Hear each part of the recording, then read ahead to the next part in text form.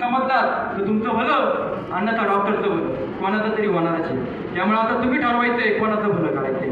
म्हणून सगळ्यात महत्त्वाचं काय, आपल्याला भगवंतांनी सांगितलेल्या ऋषीमुनींनी आचरलेल्या रस्त्याला जायचे. मग 15 दिवस पहिले मनाची तयारी करा. कारण काय होतं, या जगामध्ये जर आपला शत्रू कोणी असेल तर फक्त आपलं मन आहे, बाकी दुसरं कोणीच नाही. ज्यावेळेस रसाळ चालू करतो त्यावेळेस आजूबाजूचे लोक डिस्टर्ब करायला लागतात. हे दुसरे शत्रू ते म्हणतात हे काय खायचे प्यायचे दिवस आहे, अरे खायचं नाही प्यायचं नाही तर मग कमवायचं कशाला, आहे की नाही. मग आपल्याला उलटं पालटं बोलायला बरं त्यांना कळत तर काही नाही. मी सांगतो जरूर लोकांचं ऐका, जे तुमच्या आजारामध्ये पार्टनर असतील आणि नसतील तर त्यांना 15 दिवस थांबवा. बाबा थांब, तुला पार्टी दे, मला पहिले मोकळा होते. मनाची तयारी करा. जर तुमचं मन पॉवरफुल असेल तर जगातली कुठलीही शक्ती तुम्हाला डिस्टर्ब करू शकत नाही. म्हणून पहिलं मन पॉवरफुल करा. या रस्त्याला मला लागायचंय, मला 15 दिवस घरातला गॅस बंद करायचा आहे, मला आतला जठराग्नी पेटवायचा आहे. म्हणून 15 दिवस ज्यावेळेस आपण रसाहार करू त्यावेळेस रसाहारामध्ये तुम्हाला प्रलोभन खूप येतील. कारण अशा काळामध्ये आपल्याला बळ आग्रह करणारे खूप जण भेटतात. अरे खा, पार्टी असेल, लग्नपणात येतील किंवा आपल्याला नातेवाईक त्याच वेळेस घरी. कालच मला सोलापूरचे एक साधक त्यांनी सांगितलं कसं माझ्या पुढं मेवणा आणि माझे नातेवाईक येऊन बसलेले, ते जेवण करताय पण मी नाही जेवत आहे. बघा हे जे असतं ना, ही स्वतःला केलेली प्रामाणिकता आहे. म्हणून आज मी जे काम करतोय 10 वर्षापासून, आज मी सत्य याच्या मागं देवाची शक्ती आहे, गुरूंची आईवडिलांची शक्ती आहे, पण त्याबरोबर मी माझ्या साधनेशी प्रामाणिक पण आहे. आज कुठेही गेलो तरी आम्ही आमची सिस्टमला सोडत नाही. कधीतरी चिटिंग डे म्हणून आपण सगळं खातो पितो, खायला प्यायला मनाई करते, पण वेळच्या वेळी सफाई करतो. म्हणून आपल्याला मी पुन्हा सांगतो तर तुमचं कुठलंही खाणं पिणं बंद करायसाठी मी बसलेलो नाही. मी सांगतो सगळं खा, पण दर 3 ते 4 महिन्याला स्वतःच्या सफाईला वेळ द्या. 15-15 दिवसाचा रसाहार, ह्या 15 दिवसाचा रसाहार 3 ते 4 महिन्यात एकदा करायचा. मग आपल्याला काय करायचंय तर पहिले मनाची तयारी. दुसरी गोष्ट म्हणजे काय तर दिनचर्या आहे की आतापर्यंत तुम्ही जी काही केली असेल दशा बदलली नाही, आता दिशा बदला. बाहेर कोण काय तत्वज्ञान सांगतंय आहाराबद्दल त्याच्याबद्दल चर्चा करू नका. 4 ठिकाणी खड्डे केलं तर पाणी लागत नाही. एक तर बाहेरच्यांचं ऐकायचं असेल तर या रस्त्याला लागू नका, आणि ह्या रस्त्याचं ऐकायचं असेल तर बाहेरचं कुठल्याही प्रकारचं ऐकू नका. कारण तुम्हाला रिझल्ट हवा आहे तर 15 दिवस म्हणतोय मी. म्हणून बाहेरचं काय ज्ञान असेल आपल्याला त्याच्याशी डिबेट करायचा नाही. आपल्याला काय करायचं, रस्ता बदलायचा. म्हणून दिनचर्या बदला, परिस्थिती बदलायची आहे, आता रस्ता बदला, दशा बदलायची, आता दिशा बदला. आतापर्यंत तुम्ही जे काही केलं सकाळी ते विसरून जा. ज्याला लवकर फायदा हवा आहे, बरं व्हायचे, त्यांनी 100% फॉलो करा. सकाळी उठल्यापासून कमीत कमी 10 ते जास्तीत जास्त 12 वाजेपर्यंत निर्जला उपवास करा. निर्जलाचा अर्थ काय, पाणी पण प्यायचं नाही. आता इथं बसलेले कितीतरी जण असे सकाळी उठल्यापासून अर्धा 1 लिटर 2 लिटर गरम पाणी पिणारे असतील, लिंबू पाणी पिणारे असतील, अजून कुठलं पाणी पिणारे असतील मला माहिती. हे डोक्यातनं काढून टाका. का सकाळी उठल्यानंतर मला कमीत कमी 10, 11, 12 माझी किती कॅपॅसिटी आहे या कॅपॅसिटीनुसार मला निर्जला उपवास करायचा आहे. कारण सकाळची वेळ नॅचरली सफाईची राहते. तुम्ही सगळेजण घरामध्ये सफाईकडे लक्ष देत राहता, त्याप्रमाणे आपले आतडे सुद्धा सफाई करीत राहता. तुम्ही पाणी जरी प्याल तर गीतेत सांगितलंय पत्रम पुष्पम फलम तोयम. तोयचा अर्थ पाणी. पाणी पचायला सुद्धा 2 तास लागतात. तुम्ही तुमच्या आतड्यांना विनाकारण काम लावता. ते अति पाणी सुद्धा वनस्पतीला नष्ट करून टाकतं. इथं तहान लागलेली नसताना तुम्ही पाणी का पिऊ राहिलेले, म्हणूनच आजार येतात. बहुरोग विवतंत्रित लोक होय. त्याचं कारण काय, बहुलोक आजारी असण्याचं कारण भगवंताचा निराधार करतोय आपण. तो जर पाणी मागत नाहीये, बळत पाणी कशाला देतात. तहान लागली तर प्या, मना कोण करते. दिवसभर प्या, मना कोण करते, पण तहान लागू तर द्या. पशु भर उन्हाळ्यामध्ये सुद्धा पाणी करत नाही, आणि माणूस थंडीच्या दिवसात पण 2-2 बाटल्या घेऊन फिरत राहतो. एवढं काय पाण्याची आवश्यकता पडली. 75% ऑलरेडी पाणी शरीरामध्ये आहे. तहान लागली तर सांगाल ना आतला देव त्यावेळेस त्या. म्हणून सकाळी उठल्यानंतर सफाईला वेळ द्या. आतडे सफाई करताय, बिलकुल पाण्याचा थेंब घेऊ नका. आपलं शास्त्र सांगतं आहारम पचती शिखी दोषान आहार वर्जित. अन्न पचवायचं काम जठराग्नी करतो, वायटल पॉवर. त्याला खायला देऊ नका, तो तुमचे दोष खाईल. मी नेहमी एक उदाहरण देतो. घरातली गृहिणी सकाळी उठल्यापासून रात्री झोपेपर्यंत धुणं भांडी झाडझूड स्वयंपाक करीत असेल तर तिला रिकामा वेळ नाही, तर ती घरातल्या माळ्यावरचा कचरा कधी काढेल, घराचं जाळं कधी काढेल. ती म्हणाल मला हेच वेळ नाही तर ते काम कधी करू. मग आपण जर आपल्या घरातल्या कचऱ्याला सफाईला वेळ देत नाही कारण आपण बिझी आहोत, मग आतली जी जठराग्नीची शक्ती आहे तुम्ही रिकाम्या वेळ कधी देता हो. सकाळपासूनची गिरणी चालू होती, रात्री झोपेपर्यंत थांबतो कुठं आपण. अहो आपण एकदा जेवतो तर पाचन पोषण निष्कासनला 14 तास लागतात. आपण 2दा जेवतोय, चहा दूध नाश्ते पाणी अजून वेगळं सांगा मला. आतल्या जठराग्नीच्या शक्तीने वायटल पॉवरने तुमची सफाई करायची का पाचन पोषण निष्कासन करायचं? सफाई होणार कधी तुमची? कारण तुम्ही थांबायलाच तयार नाही.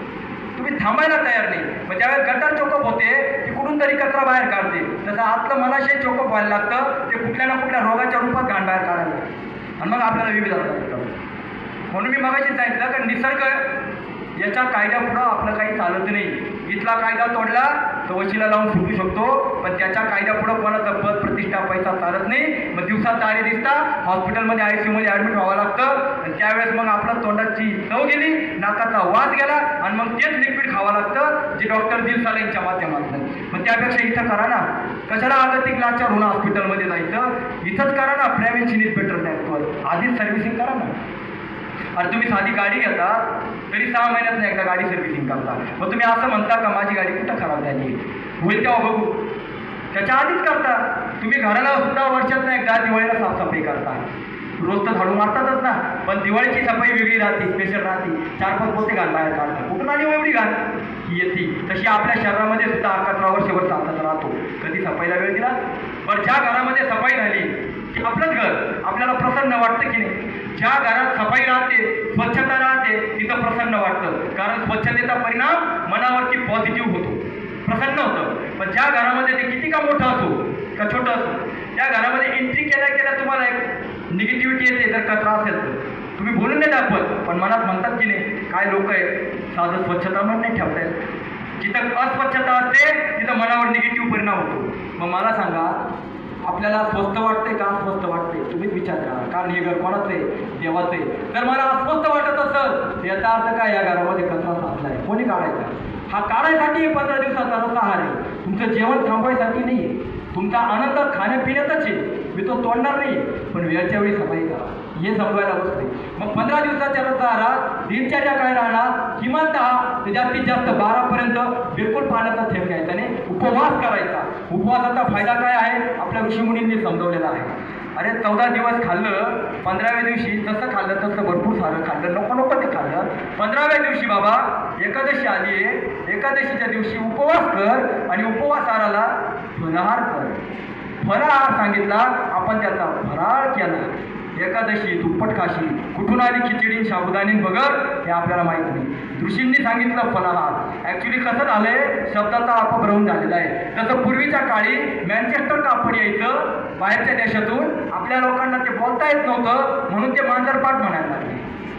मग ते मांजरपाठच झालं. तसं तो अपभ्रम झाला. तसं ऋषीमुनींनी सांगितलं फलाहार कर एकादशीला, उपवासाला, आणि आपण त्याचं फराळ केला. आणि मग फराळामध्ये पुन्हा शिजवलेलं आलं. त्यांनी फलाहार सांगितला का 2 तासात फळं पचतात आणि बाकीचे 12 तास दोषार आहारवरची तुझे दोष संपून जातील. आतल्या आतली शक्ती खाऊन टाकेल. कुठल्याही डॉक्टरला विचारा, डॉक्टर काय सांगतात? I treat he cure.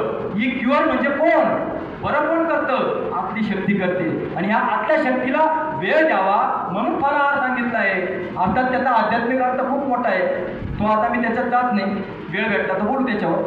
मला सांगायचं काय का आहारामध्ये बदल, फलाहार करायचा म्हणून ती आली. मग आता आपण काय करणार आहोत? आपण त्याला लागणार आहे. म्हणून सकाळी उठल्यानंतर आपल्याला निर्जला उपवास करायचा आहे. बिलकुल खायचं नाही, प्यायचं नाही. तुम्ही जर उपवास केला तर तुमच्या मनाची पॉझिटिव्ह शक्ती वाढेल. जे झोपेचे प्रॉब्लेम आहे ते निघून जातील. ॲसिडिटी त्रास होतोय ते सगळं निघून जाईल. म्हणून उपवास करायचा. आता लोक म्हणतात सर आम्हाला चक्कर आली वगैरे त्रास झाला तर एक गोष्ट लक्षात ठेवा. पुन्हा सांगतो, उपवास करणं आणि उपाशी राहणं याच्यात फरक आहे. आपण उपाशी राहत नाही. उपाशी राहणं म्हणजे खायला मिळत नाही, तो उपाशी राहतो. आपल्याला खायला आहे पण मला खायचं नाही, त्याला उपवास म्हणतात. इथं मनाची पॉवर वाढते आहे पण मी खाणार नाही, हा उपवास आपल्याला करायचा आहे. बरं किती वेळ म्हटलो मी? तुमच्या कॅपॅसिटीनुसार त्याचा बोज घेऊ नका. मी जेव्हा लोकांना सांगतो किमान 10पर्यंत करा, पहिल्याच दिवशी मला फोन येतो, सर आता मी 2 वाजेपर्यंत उपवास केला, पहिल्याच दिवशी. म्हणून सांगतो का याला रसाहाराला सवय लागत नाही. लोक म्हणतात तुम्हाला सवय झाली सर, तुम्ही 4-4 दिवस निर्जला उपवास करतात. ही सवय नाही. मी दर महिन्याला, मागच्या वेळेस सांगितलं, दर महिन्याला 1 पर्वत निर्जला उपवास करून जातो. मार्कंडेय सारखा असेल कळसुबाईसारखा असेल. निर्जला उपवास, इथं 4 मधले तरताना दाब लागते, श्वास लागतो, पाणी प्यावंसं वाटतं आणि मी 18 अध्याय पारायण करीत वर जातो. ही शक्ती कुठून आली? ही जी शक्ती असते ही विल पॉवरमध्ये राहते, ही मनाच्या शक्तीमध्ये राहते. अहो केदारनाथ सारखा 16-17 किलोमीटरचा पर्वत सुद्धा एक थेंब पाणीनं पिता वरपर्यंत गेलेलो आहे. याचं कारण काय आहे? ही मनाची तयारी आहे का मी असंच करणार, बघू काय होतं ते. हे ज्यावेळेस तुम्ही म्हणतात ना त्यावेळेस देव सुद्धा मदत करतो. म्हणून देव कोणाला मदत करतो? हिंमत आहे मरता तो मदत आहे खुदा. तुम्ही 15 दिवस नाही करू शकत, हिंमत ठेवा, मला करायचंय. किमान 10-11 वाजेपर्यंत उपवास काय होणार नाही, निश्चित होईल. याला सवय नाही, याला मनाची तयारी लागते. उद्यापासून तयारी करा, मला उपवास करायचा आहे, डायरेक्ट करायचा आहे, काही होणार नाही, काही त्रास होणार नाही. हा अनुभव तुम्हाला सगळ्यांना येईल. आलं लक्षात? आता हा उपवास जो आहे हा सोडायचा आहे आपल्याला, तर हा कमीत कमी 10-11ला सोडताना पहिला ज्यूस घ्यायचा हिरव्या पालेभाज्यांचा. भले तुम्ही त्याच्यासाठी पाणी पण पिऊ शकता डायरेक्ट, किंवा पालकचा ज्यूस तुम्ही आता सगळ्यांनी घेतला आहे. पालक ज्यूस ठेवण्याचं कारणच ते की इथे येताना मनामध्ये खूप साऱ्या शंका राहतात, कसा असं पालेभाजी पालक पण वाकडं होतं प्रत्येकाचं. ज्यावेळेस पिला ना तेव्हा कळलं. मागाशी मुंबईवरून आलेले विजय भाऊ आहेत, त्यांनी सांगितलं तर भाजीपाल्याचा ज्यूस ऐकला तेव्हा कसं तरी वाटत होतं, पिल्यावर कळलं 2 ग्लास जास्त पिले म्हणे मी, एवढा सुंदर राहतो. म्हणून मी सांगतो का एक ज्यूस पिला तर तुम्हाला त्याची टेस्ट कळली. आता जेव्हा तुम्ही कच्चार करा, अरे हे अमृत आहे, हे मृत नाही आहे, हा तुम्हाला अनुभव येईल. आणि तुम्ही जेव्हा उद्यापासून 15 दिवस करा तुम्हाला कळेल का खरंच हे सगळं तर माझ्याच घरात होतं. म्हणून आपल्याला काय करायचं आहे? उपवास सोडताना पहिला पालक ज्यूस घ्यायचा आहे. त्याच्या आधी मला एक उदाहरण आठवलं होतं का उपवासाचं महत्त्व मी तुम्हाला अजून एक शॉर्टमध्ये सांगतो. का डॉक्टर रसेल ट्रॉल 18व्या शतकामध्ये अमेरिकेतले पहिले ॲलोपॅथिक डॉक्टर, ते गावागावांमध्ये जायचे ट्रीटमेंट देण्यासाठी.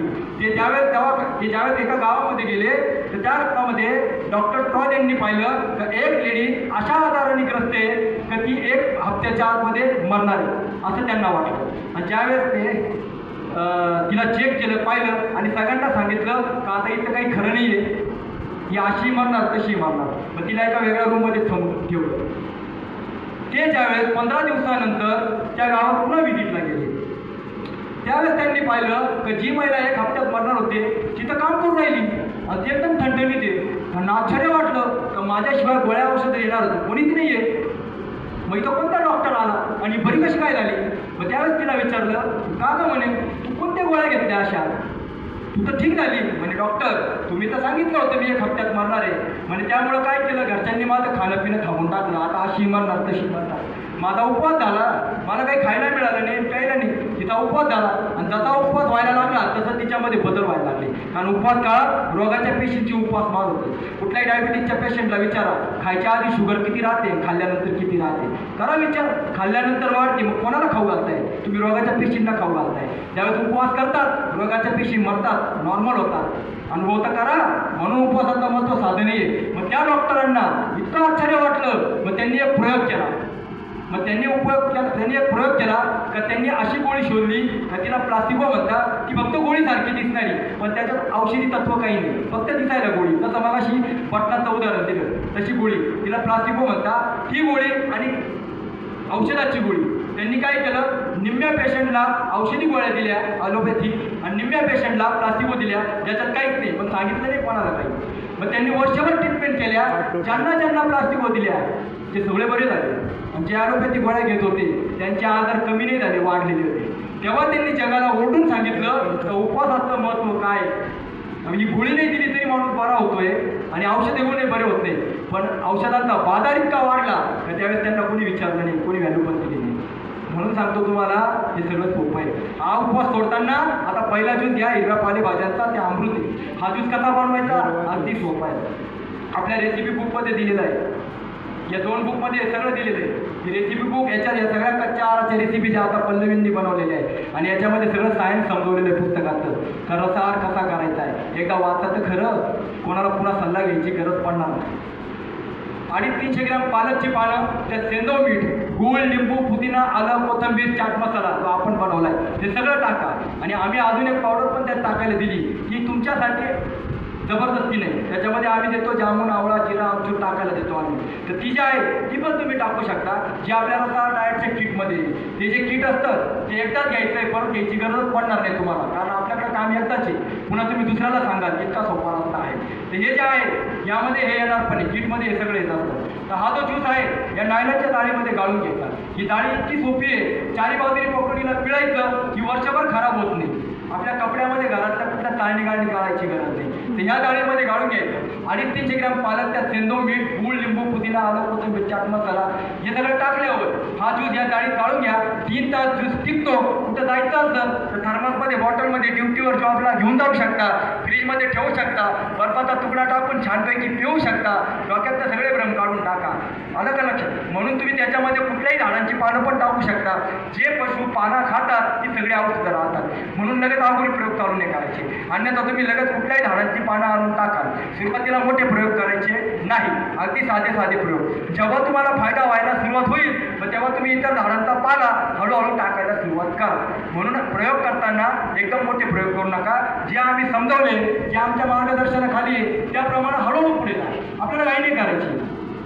हा जो ज्यूस आहे याच्यामध्ये वायुतत्व राहतं. वायुतत्व जे असतं ते पोटाला साफ करतं. आता आपल्या डोक्यात एक कचरा काय राहतो, पोट पाण्याने साफ होतं. अरे पाणी युरिनच्या माध्यमातून निघून जातं आणि कचरा मलाशयामध्ये मोठ्या आतड्यात राहतो. त्याचा मार्ग वेगळा, याचा मार्ग वेगळा. पण डोक्यामध्ये भ्रम तर पाणी पिलं तर पोट साफ होतं. मग मला सांगा, तुम्ही जितक्या वेळेत जेवढं पाणी प्या तेवढ्या वेळेस तुम्हाला टॉयलेटला व्हायला पाहिजे, पण तुम्हाला ते युरिनला होते, पोट कुठं साफ होते. लक्षात ठेवा, एक पिढी पिणाऱ्याला किंवा चहा पिणाऱ्याला वाटतं चहा पिला नाही तर पोट साफ नाही होणार, पिढीने पिढी तर साफ. हे मानसिक आहे, तसं पाण्याचं आहे. म्हणून मी मगाशीच सांगितलं, अति सर्वत्र वर्जन. अति पाणी तुमच्या वनस्पतीला तुम्ही टाकत नाही. इथं ताण लागल्याशिवाय पिऊ नका. सकाळी उठल्यावर बिलकुल पाणी प्यायचं नाही. आता ह्या ज्यूसमध्ये 95% पाणी. अजून किती पाणी पाहिजे तुम्हाला? हे ज्यूस पिल्यानंतर ताणच लागणार नाहीये. आता हा जो ज्यूस आहे याच्यामध्ये वायुतत्व राहतं आणि पोट वायूनी साफ होतं, पाणी नाही. कारण पाण्याला बाहेर काढायला धक्का देणारा कोण असतो?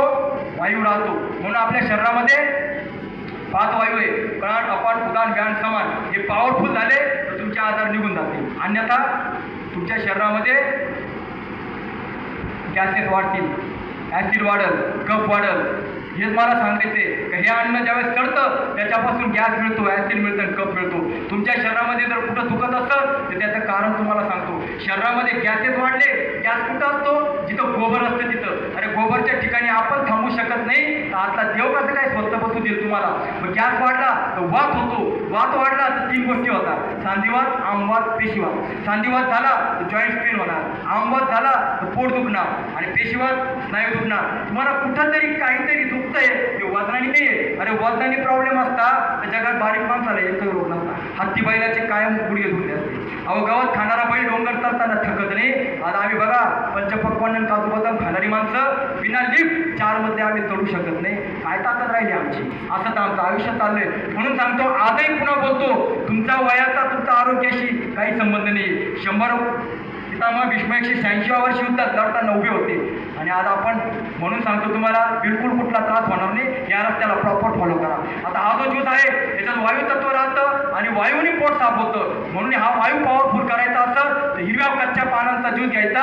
या पानांना शिजवायचं नाही, उकडायचं नाही, उकळायचं नाही, नाहीतर त्याच्यामध्ये तत्व मृत होतात आणि असं मेलेलं अन्न हे शक्ती देणार नाही, हे गॅसेस देणार. आणि गॅसेस दिलं तर हा दुखणं वाढणार. त्याच्यानंतर ॲसिड वाढलं तर कमजोरी येणार, थकवा येणार. तुम्हाला वाटतं काम खूप केलं, कामाने थकवा नाही आहे, बॉडीमध्ये वाढल्याने ॲसिडमुळं. म्हणून आपण सकाळी उठल्यापासून जे काही चहा, दूध, नाश्ता पाणी करतो ते सगळं ॲसिडिक राहतं. म्हणून आज आपण कमी वयामध्ये म्हातारपणा अनुभव राहिलेले. पूर्वी ऋषीमुनी 100 वर्षापर्यंत निरोगी राहायचे, कारण ते फळं कंदमुळं खायचे. मी म्हणत नाही तुम्ही त्यांच्यासारखं सगळं करा, पण थोडंसं तर करा. 25% तर फॉलो करा.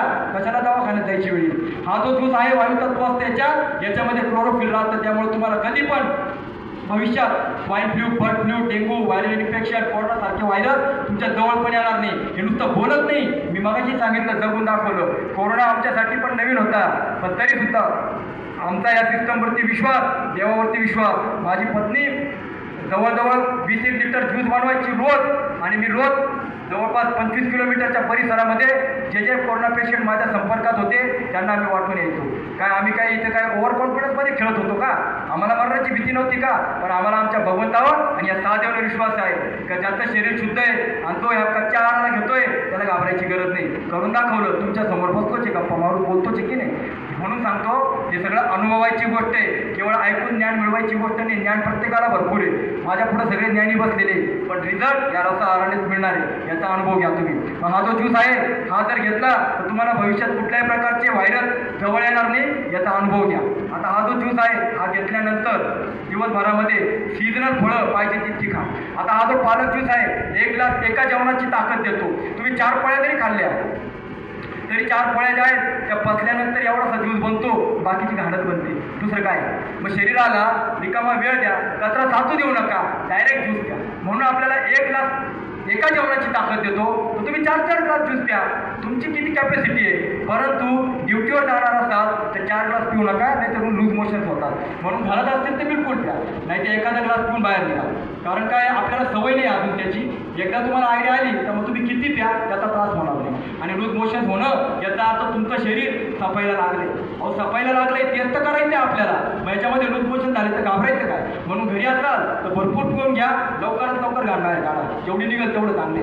आता हा जो ज्यूस आहे हा घेतल्यानंतर दिवसभरामध्ये सीझनल फळं 12 ते 5च्या दरम्यान पाहिजे तितकी खा. मी तुम्हाला कोणताही टायमिंग देत नाहीये. इथं बसलेल्या प्रत्येकाची प्रकृती अलग आहे, स्वभाव अलग आहे, विल पॉवर अलग आहे, इम्युन पॉवर अलग आहे.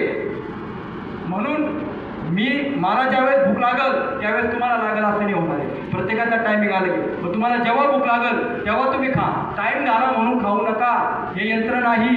भूक लागल तेव्हा खा, आतून इंडिकेशन झाले तेव्हा खा. मग 12 ते 5च्या दरम्यान तुम्हाला जेव्हा भूक लागेल तेव्हा सीझनल फळं. मी तुम्हाला कुठलंही फळ वर्च करीत नाही. सीझनल फळामध्ये आता ह्या सीझनमध्ये आंबे येतात ते भरपूर, खाना भरपूर. कोणी मना केली, द्राक्ष आहे, संत्री आहे, कलिंगड आहे, खरबूज आहे, तर काय नाही आहे. अहो हा सीझन उन्हाळ्याचा. उलटा हा सीझन जो आहे रसाहारासाठी अतिशय चांगला आहे, कारण इथं भरभरून फळं मिळणार आहे. म्हणून सुरू करून टाका उद्यापासूनच. मग सीझनल फळं सगळी अलाउड आहे. मग त्याच्यामध्ये कोणी म्हणत सर आम्हाला डायबिटीस आहे, अरे असू द्या, डायबिटीस आहे म्हणून काय झालं, आधी पोळी खाल तर शुगर वाढल. परंतु तुम्ही अर्धा डझन आंबे खाल्ले, उसाचा रस पिला 2 ग्लास तरी शुगर वाढणार नाही, कारण त्याच्यात नॅचरल शुगर आहे की हानिकारक नाही. देवाने निर्माण केलेल्या कुठल्याही पदार्थामध्ये हानिकारक असं काही नाही आहे. आपण बनवलेल्या पदार्थात हानिकारक आहे म्हणून रोग येऊ राहिलेले. कुठल्याही पशुला शुगर नाही आहे, पण इथं घराघरात माणसाला होऊ राहिलेली. मी मागाशी सांगितलं 12 लोकांमागे एका माणसाला शुगर आहे. म्हणून कुठलीही फळं ही मना नाही आहे. वजन वाढलेलं आहे, डोक्यातनं कचरा काढला, केळी कशी काय खाऊ, केळीने वजन वाढत, बिलकुल खा, काही होणार नाही. अरे अनुभव तर घ्या. आतापर्यंत आपण फक्त हे खाऊ नका आणि ते खाऊ नका ऐकत आलेलो आहे. मी सांगतो सगळं खाऊन पिऊन करा, म्हणून तर सांगतोय आनंद देण्यासाठी मी बसलेलो आहे. तर खा. म्हणून सीझनल फळं पाहिजे तेवढी 12 ते 5च्या दरम्यान कितीही खा, त्याला मनाई नाही. केव्हाही खा, त्याला मनाई नाही. फक्त डोक्यामध्ये एकच ठेवा की ते सांगितल्याप्रमाणे रोगाचं कारण युक्त आहार विहारस्य युक्त चेष्टस्य कर्मयुक्ता स्वप्नाव बोधस्य योग भवती दुःखा. दुःखाचं कारण काय आहे का आम्ही लिमिटेड काही ठेवत नाही. म्हणून अति खाऊ नका आणि अति उपाशी राहू नका. लक्षात आलं. अति उपवास पण देवाने अलाउड केलेला नाही. म्हणून मी मगाशी उपवास आणि उपाशीतला फरक सांगितला. सहन होईल तोपर्यंत उपवास, आणि सहन होत नाही मग ते उपाशी राहणं. उपाशी राहणं घातक राहतं, उपवास करायचा. आता हा जे फळ आहे दिवसभर किती खा, त्याला लिमिट नाही, त्याला मनाई नाही. संध्याकाळी व्हेजिटेबल ज्यूस, ज्याच्यामध्ये गाजर, बीट, टोमॅटो, काकडी वगैरे जे आहे ते तुम्ही खाऊ शकता. जसं प्रभू रामचंद्रांनी 14 वर्ष हाच आहार केला, शाक फल कंद. तेच तर समजावून राहिलोय मी. पालेभाज्या, फळं आणि कंदमुळं तोच तर रस्ता समजावून राहिलोय मी. त्यामुळे संध्याकाळी आपल्याला काय करायचं आहे, व्हेजिटेबल ज्यूस, गाजर, बीट, टोमॅटो, काकडी वगैरे. पण तुम्हाला काही व्हेजिटेबल आवडत नसतील तर मी म्हणतो पहिला त्याचा ज्यूस बनवा, कारण ते कधीच खाल्लेलं नाही. अहो अर्ध्या मिनिटात 1 ग्लास ज्यूस पिऊन आपण मोकळे होतो. किमान तत्व बॉडीला तर मिळतात, व त्याचा फायदा जास्त आहे. म्हणून जे आवडत नाही त्याचे ज्यूस पहिले बनवा. आम्ही तर गणपतीच्या वेळेस 1 भाज्यांचा ज्यूस बनवून पितो. म्हणून सांगतो तुम्हाला ही पॉवर आहे, हे बिलकुल खाऊ शकता. दिवसभरामध्ये सीझनल, रिजनल, ओरिजिनल फळं पाहिजे तेवढी खाऊ शकता. संध्याकाळी व्हेजिटेबल ज्यूस. यासाठी काही लोकांना जे आहे अशी एनर्जी बूस्टमधून आम्ही 6 प्रकारच्या वनस्पतींची पावडर बनवलेली. ज्याच्यामध्ये गावंपूर, अल्फाल्फा, मोरिंगा, संत्रा, आवळा ही फक्त पानं आहे, ही औषध नाही ती बनवली. काही लोकांना ड्युटीवर ज्यूस भेटत नाही, कधी कधी खायला मिळत नाही. मग त्यासाठी हा सोपा इलाज पण आम्ही दिला आहे. लोकांनीच आमच्याकडे मागणी केली आहे. त्यासाठी 1 ग्लास पाण्यात 1 चम्मच टाकूनही तुम्ही घेऊ शकता. तेवढा वेळ तुमचा निघून जाऊ शकतो. हे सपोर्टेड आहे, हे ॲक्टर नाही, हे सपोर्टेड. परंतु महत्त्वाचं काय, नॅचरल सफाई करायची आपल्याला. आता हे जे ज्यूस आहे संध्याकाळचा भिंती टेबल हे घेऊ शकता. तुम्ही ड्युटीवर असाल, ज्यूस नाही मिळाला तर तुम्ही तो काय करू शकता, डायरेक्ट काकडी टोमॅटो फळं खाऊ शकता. खायला मनाई नाही, तुम्ही डायरेक्ट पण खाऊ शकता.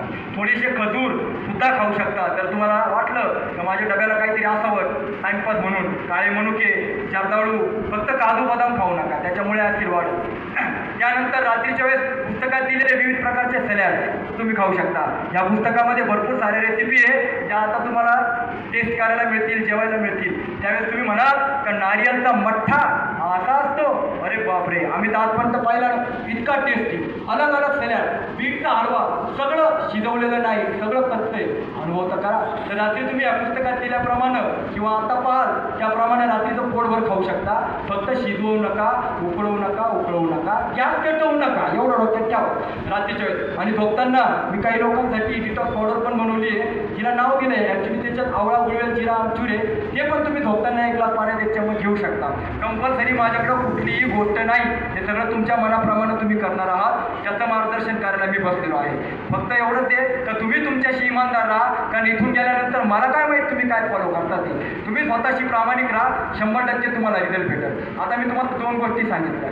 सगळ्यात महत्त्वाचं काय, उपवास सांगितला, तो तुमच्या शरीरातल्या व्हायरसला, कीटाणूंना, बॅक्टेरियाला नष्ट करून टाकेल. दुसरी गोष्ट सांगितली तर तुम्ही कच्चा आहार करायचा आहे, फलाहार करायचा आहे, शिजवलेला नाही खायचा.